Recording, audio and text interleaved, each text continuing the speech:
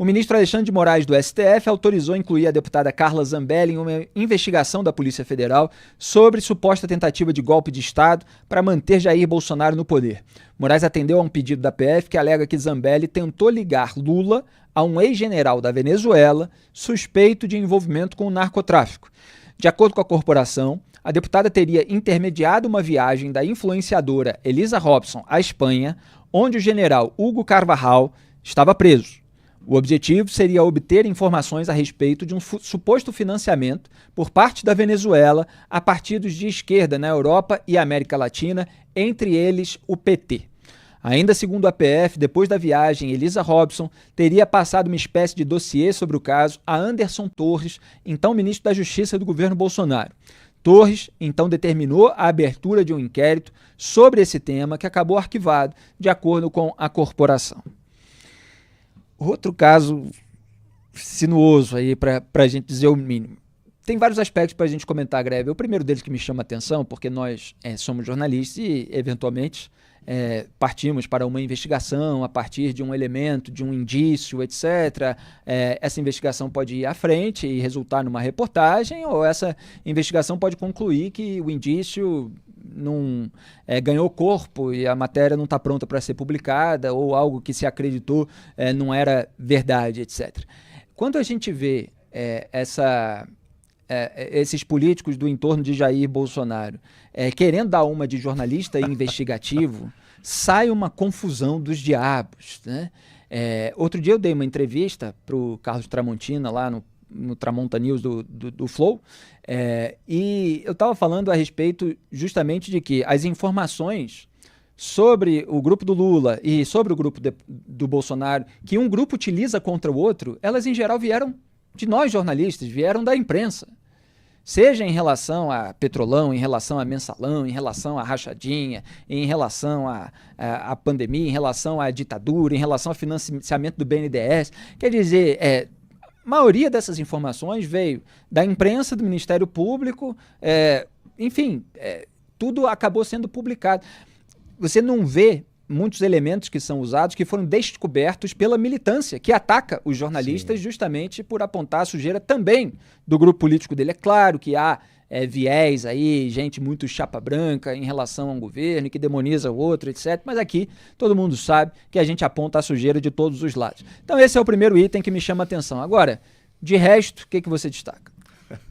Essa história, ela precisava ser contada de um outro jeito, né, Felipe? Para ela fazer um sentido um pouco maior.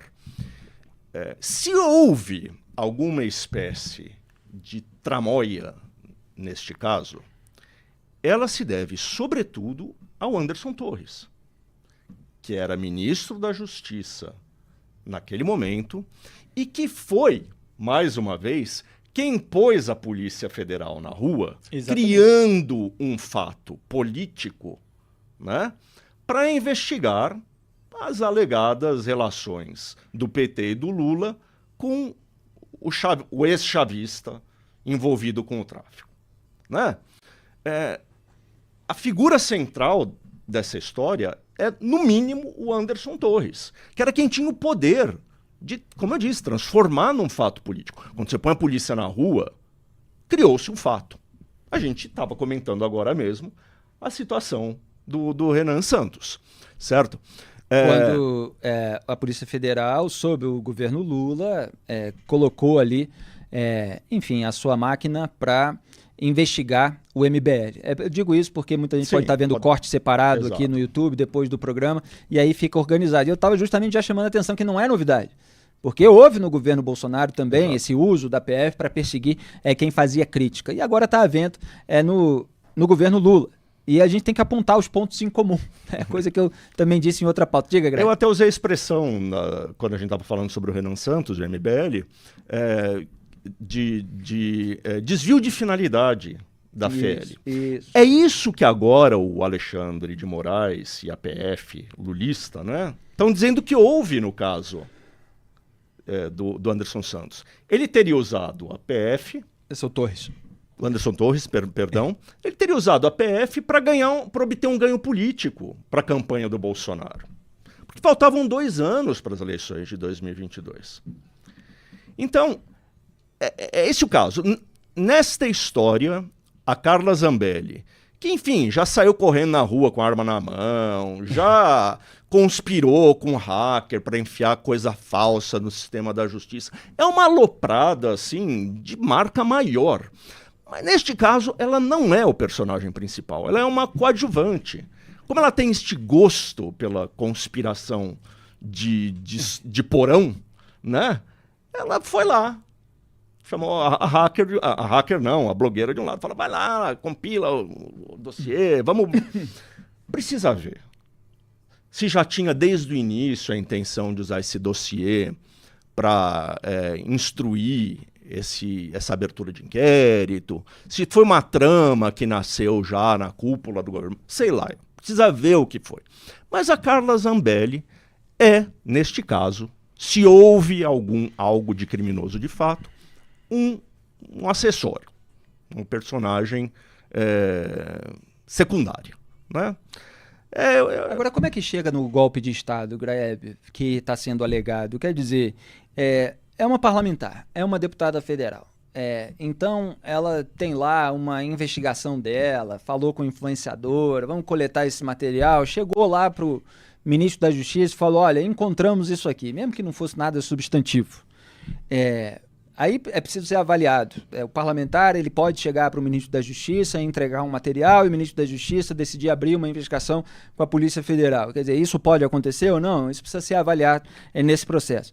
Se ele abre essa investigação, ela foi aberta da maneira correta, quer dizer, havia indícios mínimos para a abertura, ou o intuito foi simplesmente criar um fato político para poder anunciar que foi aberta uma abertura a respeito desse tema e isso ganhar manchetes de jornais e acabar maculando um grupo político sem que haja qualquer evidência sólida nesse sentido. Então é isso que está sendo acusado? Ok, se investigue se há esse desvio de finalidade, essa instrumentalização política do Ministério e da Polícia Federal. Agora, golpe de Estado, quer dizer, não parece uma informação negativa a ser usada contra um grupo político pelo governo do outro. Como é que se chega... porque assim... A gente tem visto muitos processos em que tudo virou um ataque ao Estado Democrático. Até troca de ofensa no aeroporto de Roma virou um ataque, uma tentativa de golpe no Brasil. Então, a gente está tentando aqui organizar o debate nesse sentido. Na verdade, eu acho que tem alguma confusão na maneira como essa notícia começou a ser divulgada hoje à tarde. Não é no inquérito dos atos democráticos que essa história estaria incluída, mas no inquérito das milícias digitais. Então aí sim, faria um sentido um pouco maior, né? Anderson Torres criando um fato político que seria repercutido por blogueiros bolsonaristas, pelos políticos bolsonaristas, etc, etc. Essa seria a história, né? Só assim ela faz sentido.